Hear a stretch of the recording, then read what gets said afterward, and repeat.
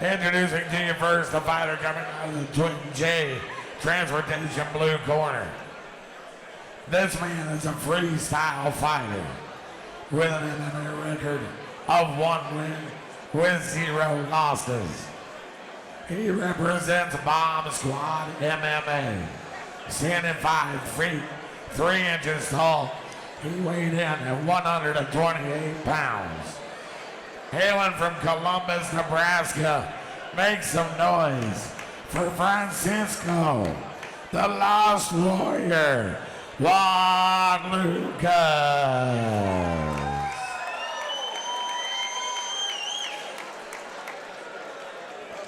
And now for his opponent coming out of the Nebraska Lottery red corner. This man is a freestyle fighter. He has a fight record of 1 win with 1 loss. He represents Premier Combat Sports. Standing 5 foot 3 inches tall, he weighed in at 131 pounds. From right here in Omaha, Nebraska, this is Santiago El Toxico Lopez. So one more title fight for Spring Brawl. You got Nick Sapp, who you saw corner tonight. He's going to corner Jarrett Nelson. He's taking on Sean Lindgren, middleweight belt. 2 super popular fighters. This one, I'm ready for it, man. I talked to Spencer. He said Francisco, a little bit unexperienced, but he is a gamer when it comes to the fight. This is a dude, when the lights are on, he shows out. Santiago, fancy footwork moves. Good to see guys kind of matched up to their rough size. Pretty sure Santiago can make 115. These are pretty small guys, but here's the issue. Even if you can make 115, you gotta learn to fight at 125 if you actually want to make a go at it. Yeah, you can go overseas.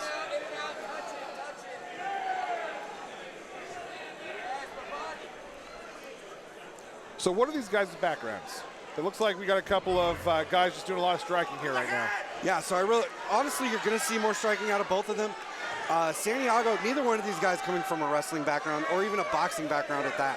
These guys are mixed martial artists. They started originally in this sport. I don't really expect, despite the fact he's coming out of Bomb Squad, I don't expect Francisco to wrestle as much. I really believe he's more of a striker, even though he's looking for this takedown, so go ahead, prove me wrong. You'll probably get it. But Santiago did fight Jeremy Griljava, struck most of that match. He's coming out Premier. I'm sure he's decent on the ground.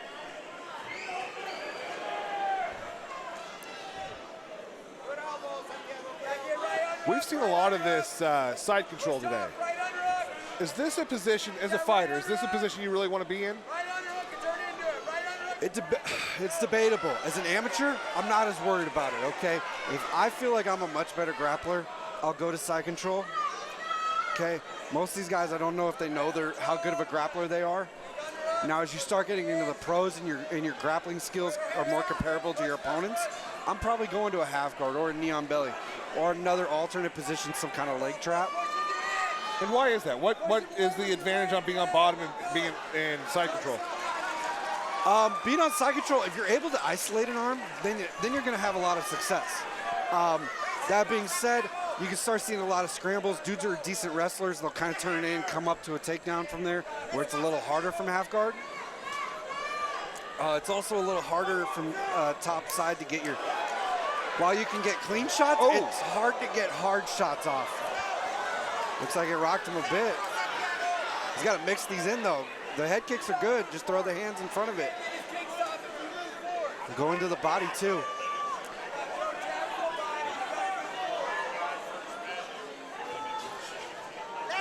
The one thing with newer amateurs, too, is you might see them give up their back from side control, so that's why I'm not as nervous to go to side control, because they'll roll the wrong way.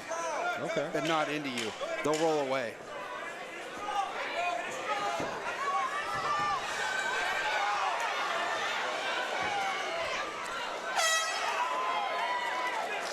So it's good to be all flashy. He's moving his head, but keep your hands up. I want to see Santiago move forward. No, I was just going to say, I saw Francisco a lot more active, throwing a lot more strikes. Santiago, is he looking for a counter? What is he looking for? At this point, I really don't know. What?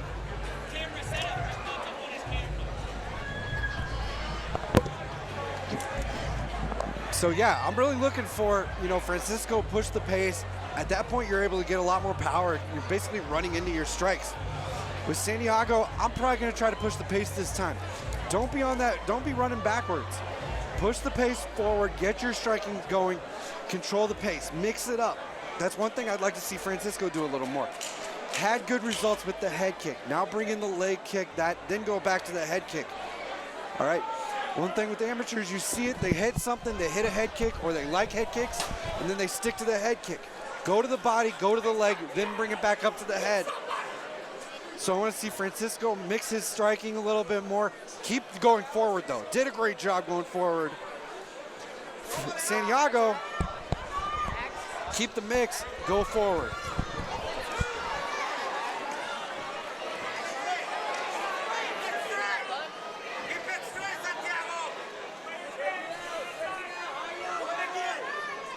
See, now they're starting to see his level changes. Let's see if he goes forward.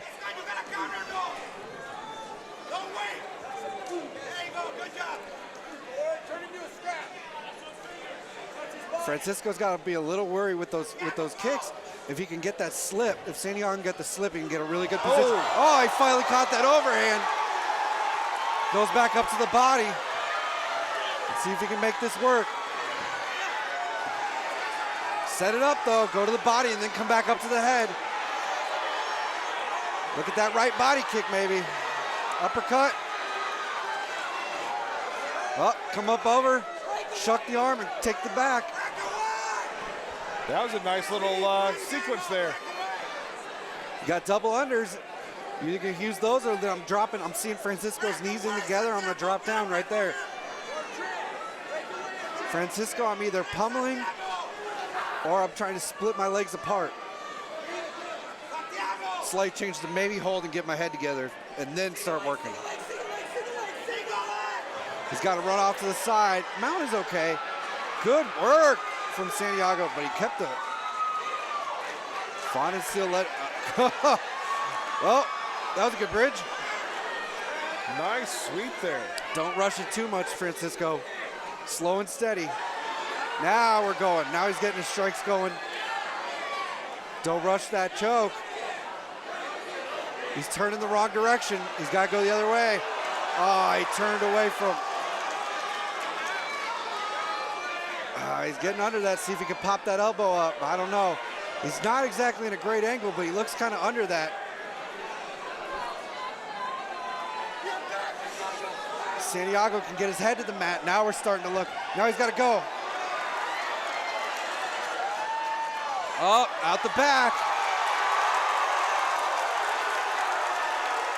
This is what you expect from little guys. Yeah, 3 rounds is what I needed. I needed 3 rounds. I wasn't talking about the 3 rounds. I was talking about the action. That's what I'm talking about.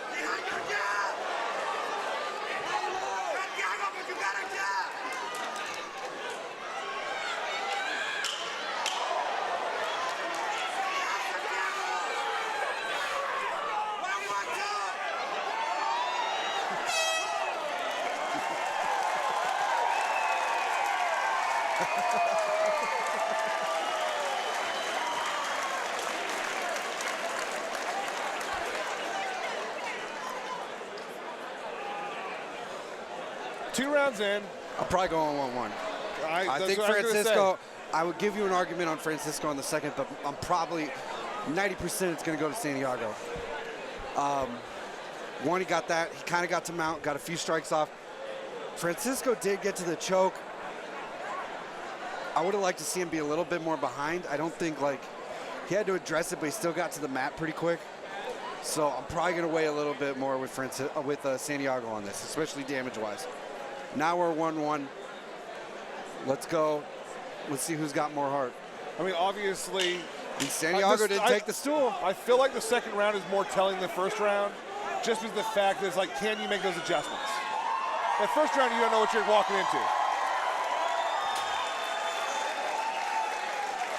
Well, I mean, you saw it in the last fight. What's going to work? You have an idea of something that's going to work. If it doesn't work, how do I adjust? What's your plan B? How does Francisco adjust that they've adjusted to the head kicks? I'm coming forward with my hands, okay? I'm mixing it in. Don't just kick, don't throw naked kicks, okay? Maybe to the leg, but he was throwing them to the body, getting them shucked off. Mix your strikes, not to the groin. This will be a quick, he'll come back. But who's ever coming forward, mixing their strikes up. You gotta do that. Either guy, it's come forward, mix your strikes up, and be careful when you're grappling. I'm seeing some overhooks, going to a headlock, stuff like that. Basic technical underhook takedowns. And we're back. Look, Santiago pushes the pace. He is the shorter fighter, so he's got to come in. He's level changing, making Francisco, ooh, good teep. What I would say, I mean,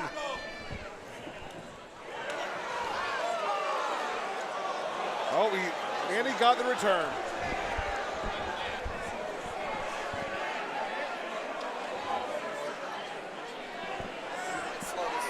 Slow this one down there. This is going to go 3. Slow this down a bit. Get the inhibition, take this and stuff. 5 hands. 5 hands.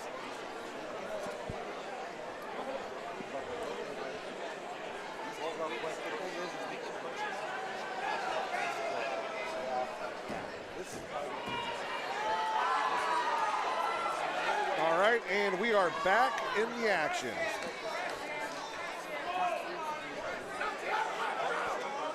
I really like to see Francisco use the jab. I think that's what he needs to focus on this round, is to get that jab in there, use the hands and not all the kicks.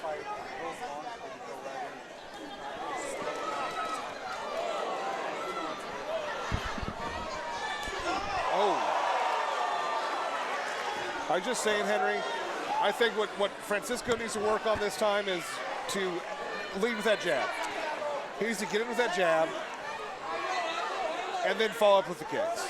Yeah, I mean, it's good for him to get that head kick in the first round, but sometimes you get something, it's like having success early on. Now you think you can do it all the time, or you want to do it again. And now you're seeing the guy that's mixing it up, doing both, doing everything, and he's pressing pace. I do want to see Santiago setting up that overhand. He's just kind of wildly throwing it right now, hoping to hit with it. That's the thing, too, is he's got to set it up, man. Because he's got to cut the distance. He's shorter, so he's got to come in. He had a good teep. Start lifting, fake the teep, then press in. This is the third round, man. You hit that clean, you might get your body shot. See, and I honestly think that Santiago's got the same issue that Francisco does. He hit that overhand the last round, and now he's just going back to it. Back fist. I usually wouldn't go, but man, he's been doing other stuff. Sometimes you throw a little wrinkle. At least Santiago's gone to the body a bit more. That I will say. But you are right. He's been going for that overhand. He's even walking look right at him setting it up right there. The only good thing is he's pushing forward. And at the end of the day, that could be the difference. No, absolutely. Plus, he's the one with power. If you're the one running forward, man, you got power on you. He's also got to address, he's kind of leaned to the side a little bit, and he's almost caught a head kick pretty nasty a couple times. Go to that front kick. Go to the teep. He's not expecting, he's not going to catch your teep.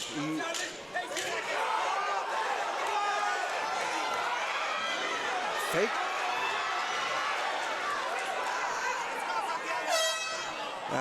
Just a whole lot of nothing. That third round was tough. I think I give it to Santiago for the cage control. Aggression. Cage control. And again, you're going to have the power. I just don't, with Francisco backing up, you're just not getting the power, especially a kick. Backing up on a kick is hard to get it, unless you hit it clean. You know, that last round there, I mean, I saw there's honestly nothing connected. It was really the cage. Really, the only thing that I could score that round for was the cage control. Exactly, pretty much. As you're moving forward, and you know what? Probably the shots that Santiago are landing are going to hurt more because he's coming forward. But he's not landing them. He wasn't doing nearly as good, and what he landed was less. Honestly, I think both these guys, and that's part of being an amateur, you're going to take a lot away. I think there's a lot of improvement on either one striking. There's some promising things I saw. Oh, yeah. I saw early. Now, they started to fade when you get tired, but the one thing I will say that I was noticing in the third round there, Santiago did not throw anything from the near side. He was throwing that back kick, that back leg kick, and then the overhands. He wasn't throwing a short jab, wasn't throwing a team from the inside. We go to the judges' scorecards for a decision. First judge has it 29-28. Lopez. Second judge has it 29-28.